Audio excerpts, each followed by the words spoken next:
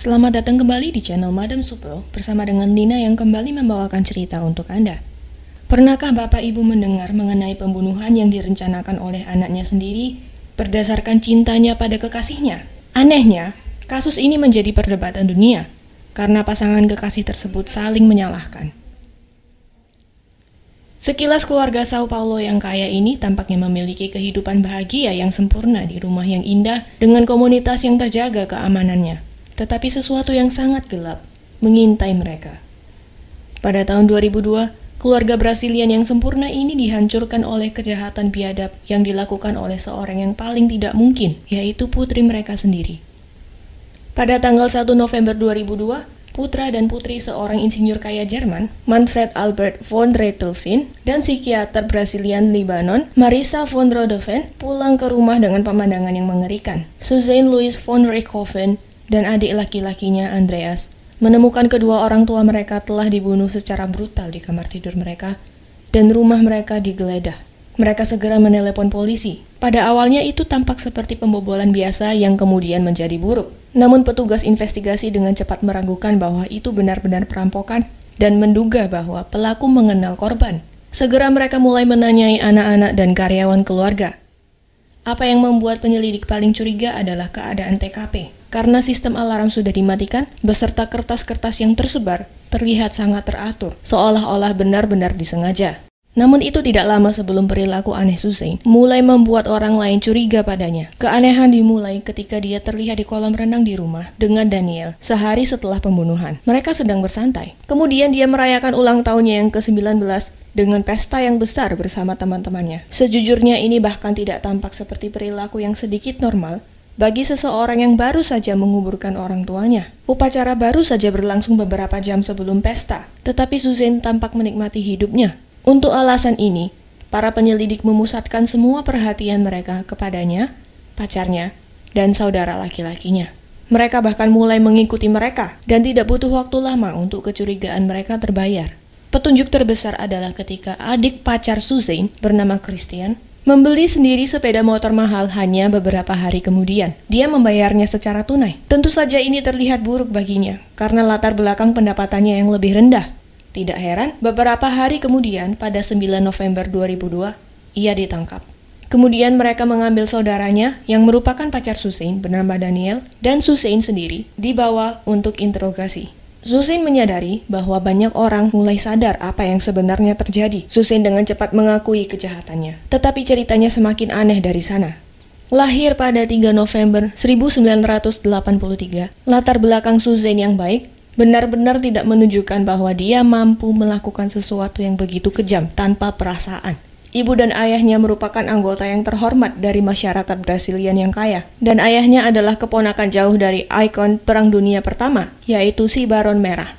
Suzanne sendiri berpendidikan dengan baik. Dia bisa berbicara 3 bahasa, dan setelah lulus dari sekolah menengah Jerman, dia belajar hukum di sebuah universitas di Sao Paulo. Kemudian pada musim panas 1999, dia mulai menghadiri kelas Jiu-Jitsu Brasilian. Jiu-Jitsu Brasilian berfokus pada keterampilan membawa lawan ke tanah untuk mendapatkan posisi dominan dan menggunakan sejumlah teknik untuk memaksa mereka tunduk melalui beberapa gerakan atau membuat mereka tersedak.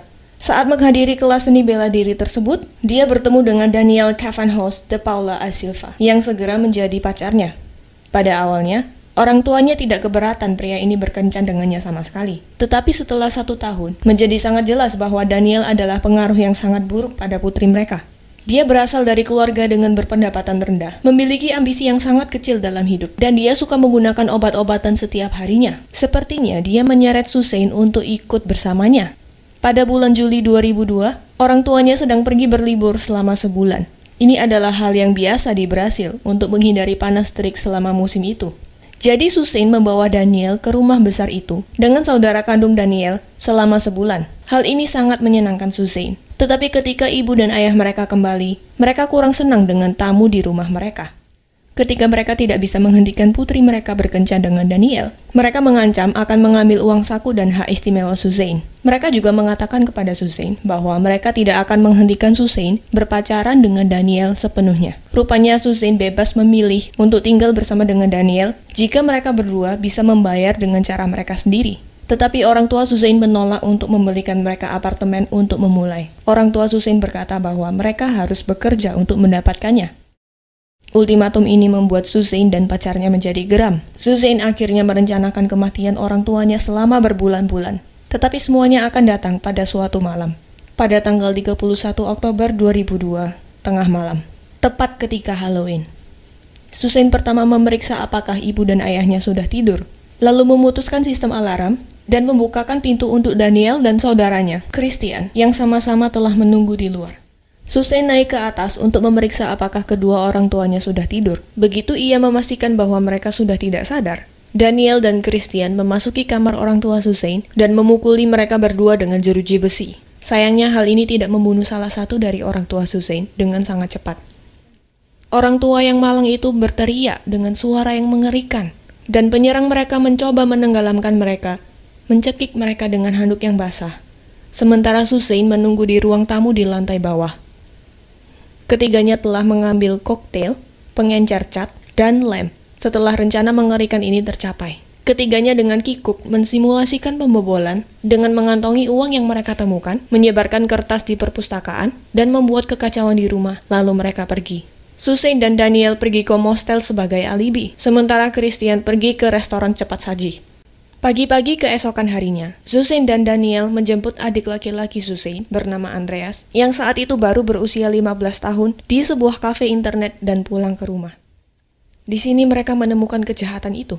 Mereka pun segera menelepon polisi dan menceritakan kisah itu kepada para polisi. Adik Suzain tidak tahu bahwa dia berada di balik semua ini.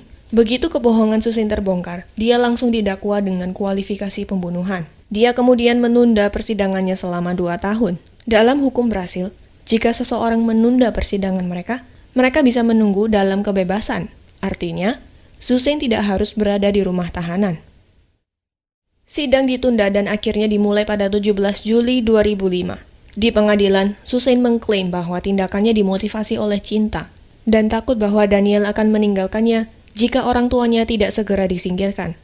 Pengacaranya, Denny Valdo Barney, mengatakan bahwa Suzain tidak memiliki motif sama sekali, tetapi dihasut oleh Daniel. Pengacaranya juga mengklaim bahwa Suzain memuja pacarnya seperti dewa. Tetapi kekayaan orang tua Suzain, yang diperkirakan mencapai 17 juta dolar, yang akan diwarisi Suzain jika orang tuanya meninggal, menjadi motif yang paling memungkinkan. Jaksa Roberto Tardelli berargumen bahwa Suzain ingin mendapatkan uang dan aset yang diperoleh orang tuanya dengan susah payah. Dia menginginkan kebebasan dan kemandirian tanpa harus bekerja.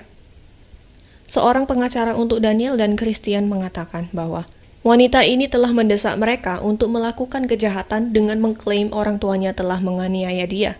Namun pihak pengadilan tetap mengatakan bahwa Daniel bertanggung jawab sebagian besar untuk merencanakan serangan ini. Kejahatan ini hanya terjadi karena Daniel menginginkannya, dan satu-satunya motif yang ia miliki adalah uang dari orang tua Suzain. Sementara dalam persidangan, Daniel mengklaim bahwa Suzain telah dipukul oleh ayahnya, yang dimana dibantah keras oleh Suzain dan saudaranya. Daniel juga mengklaim bahwa orang tua Suzain memiliki masalah dengan alkohol, tetapi otopsi tidak mendeteksi adanya minuman keras di tubuh mereka. Semakin sulit bagi orang-orang untuk percaya bahwa Suzain adalah seorang monster, tetapi persepsi ini akan segera berubah. Banyak orang yang awalnya berada di pihak Suzain berubah pendapat setelah sebuah acara TV disiarkan yang berisi mengenai wawancara dengan Suzain. Sebelum wawancara, ketika kamera sudah menyala, dia direkam bahwa ia sedang dilatih oleh pengacaranya mengenai bagaimana tampil dengan lebih simpatik. Pengacaranya menyuruh Suzain untuk menangis dengan keras, supaya terlihat lebih terpercaya, seolah-olah ia masih memiliki perasaan terhadap orang tuanya yang sudah meninggal. Namun Suzain tidak melakukan sama sekali apa yang dinasihatkan oleh pengacaranya. Hal ini tidak hanya terjadi dalam wawancaranya saja. Di pengadilan, Suzain berperilaku sangat dingin tanpa emosi. Suatu ketika, ia bahkan sempat tertawa di tengah-tengah sidang. Berbeda dengan Suzain, Daniel dan Christian lebih sering menangis. Tetapi Suzain terus menyalahkan Daniel. Sementara Daniel dan saudaranya masih bersikeras bahwa mereka bertindak atas perintah Suzain. Jaksa Roberto Tardelli menyebut bahwa Suzain adalah dalang dari semua kejahatan ini. Tetapi tetap saja, jaksa memberi hukuman baik kepada Daniel dan kepada Suzain, masing-masing menerima 50 tahun penjara. Ruang sidang menjadi penuh dan sesak karena banyak sekali yang berminat mendengar putusan jaksa.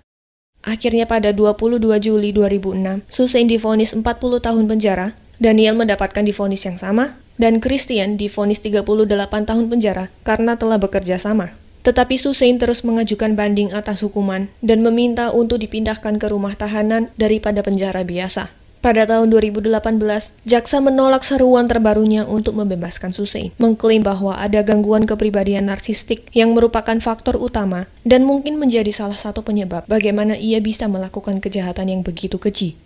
Gangguan kepribadian narsistik atau megalomania adalah gangguan kepribadian yang ditandai dengan perilaku mementingkan diri sendiri secara berlebihan, ingin dikagumi secara berlebihan, dan sulit berempati dengan orang lain. Kasus ini banyak menarik perhatian dunia. Terdapat 2 film yang menceritakan mengenai kasus ini, satu dari perspektif Susain, satu dari perspektif pacarnya. Jadi meskipun pengadilan telah memutuskan bahwa ini adalah kesalahan Susain, kasus ini terus memukau dunia dan memicu perdebatan serius mengenai apa yang sebenarnya terjadi.